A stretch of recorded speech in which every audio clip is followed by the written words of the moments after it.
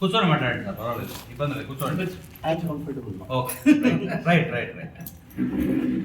ఈరోజు ఎంత గొప్ప రోజు అంటే మనము రెండవ విఘ్నం లేకుండా అంటే ద్వితీయ విఘ్నం లేకుండా ఈ సప్తస్లోకి 7 రోజుల హోమాన్ని పూర్తి చేసుకోగలిగాం. ఈ హోమానికి నాంది ఎవరు అంటే విఠలానంద సరస్వతి మహారాజు గారి ప్రేరణ. సద్గురువు ప్రేరణతో అందరికీ ఆరోగ్యము ఆయుష్ ఈ రెండు కలగడం కోసం అని చెప్పి ముఖ్యంగా ఇది సంకల్పించడం జరిగింది. ఇది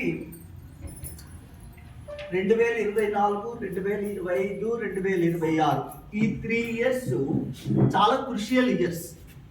ఎంత క్రుషియల్ ఇయర్స్ అంటే 2026 ఎండ్కి around 25% population of the entire world will be washed away. So దానికోసం అని చెప్పి కాపాడడానికి ఎవరు కావాలి అంటే జీవకారకు గురువు. ఎందుకంటే 9 గ్రహాల్లో కూడా మనిషిని జీవించడానికి ఆయుర్దాయంతో ఉంచడానికి గురు గ్రహం కారణం. అందుకని ఆయన జీవకారకుడు అని చెప్తారు.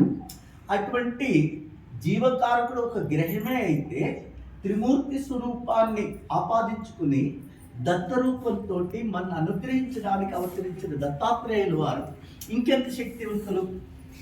సో అటువంటి దత్తాత్రేయ స్వామి అనుగ్రహం ఎవరికైతే ఉంటుందో వారందరికీ కూడా ఈ యొక్క ఉపద్రవం నుంచి తప్పించుకొని సుఖ సంతోషాలతో ఉండడానికి అని చెప్పి ఇది 3 సంవత్సరాలు చేయడానికి ప్రేరణ అయింది. అయితే మరి ఎంతమంది రాగలరు దీనికి అంటే మొదటి రోజు రావచ్చు, రెండో రోజు రావచ్చు, చివరి రోజు రావచ్చు. ప్రతిరోజు పూర్ణాహుతి ఉంటే చివరి రోజున మహాపూర్ణాహుతి అంటే ఈరోజు. ఎందుకు మహాపూర్ణాహుతి అంటే మీకు గురుచరిత్రలో 51 అధ్యాయాలు ఉండగా 52వ అధ్యాయం కలశాధ్యాయం. ఈ కలశాధ్యాయంలో 1వ అధ్యాయంలో నామధారకుడి యొక్క తపన అన్వేషణ నుంచి నామధారకుడు అనుగ్రహించడం వరకు అనేకమైన విషయాలు. 1 స్కాంద పురాణం, 2 పద్మ పురాణం, 3 గరుడ పురాణం, 4 దేవి భాగవతం. ఈ 4 ఉండేటువంటి అతి ముఖ్యమైనటువంటి విషయాలన్నీ కూడా సంపుటీకరణం చేసి మనం ఈ కలియుగంలో ఆయుర్దాయం తక్కువ, ఓపిక తక్కువ, సమయాభావం ఈ 3 ఉండడం వల్ల మనకి గ్రంథ పఠనానికి సమయం ఉండదు. అలాంటి సమయం లేకపోయినప్పుడు మరి ఇవన్నీ తెలుసుకుంటూ మన జీవితాన్ని సరైన మార్గంలో పెట్టుకోవడానికి అని చెప్పి ఉద్దేశించి కూర్చబడినటువంటిదే శ్రీ గురు చరిత్ర.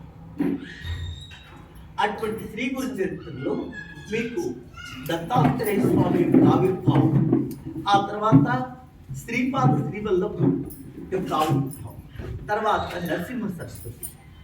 ఈ 3 అవతారాలు కూడా ఎందుకు వచ్చాయి అంటే త్రిమూర్తి రూపమే దత్తాత్రేయుడు అయినప్పటికీ కూడా ముఖ్యంగా ఆయన ఒక్కొక్క అవతారాన్ని ఒక ప్రయోజనం కోసం తీసుకుంటూ 24 మంది గురువులుని ఆయన పెట్టుకుని జ్ఞానాన్ని సంపాదించాను అని చెప్తారు.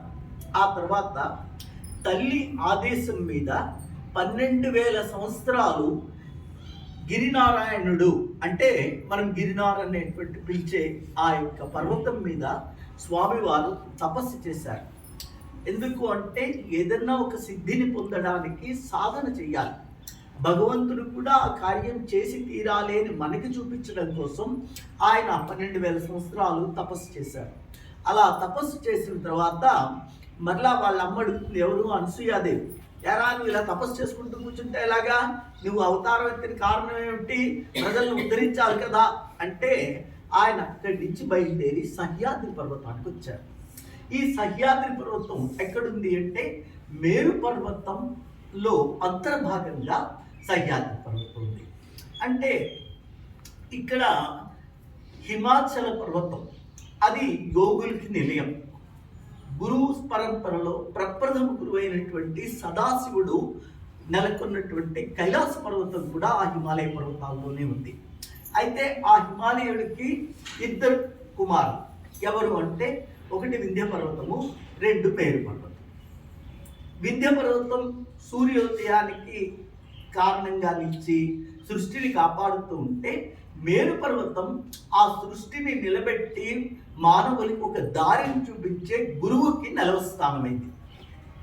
అంటే మేరువులో మహామేరువైనటువంటి దత్తుడు నెలకొన్న సహ్యాద్రి పర్వతం వచ్చి ఆ మేరు పర్వతంలో ఉందన్నమాట.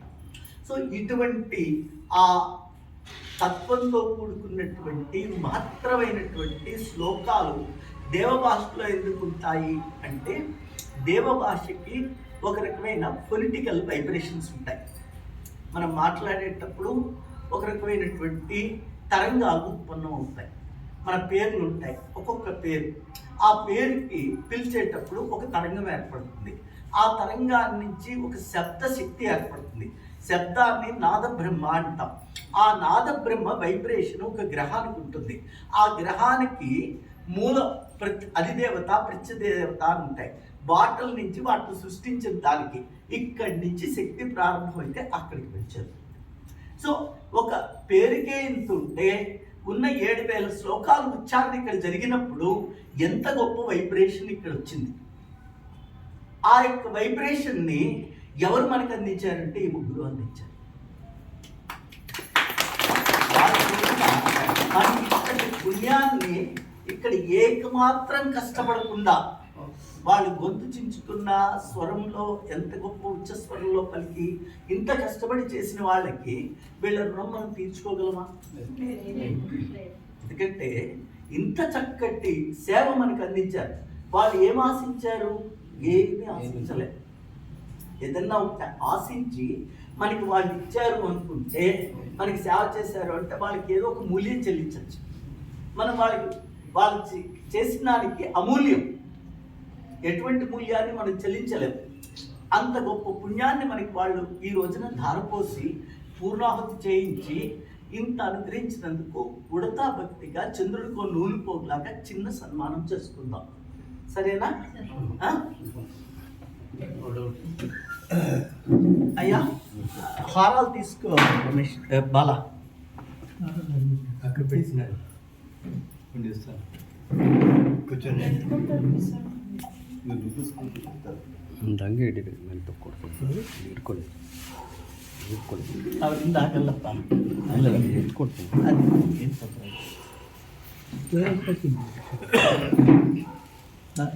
నువ్వు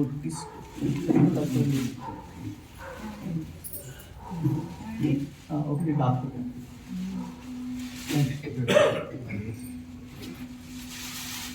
మూడు జన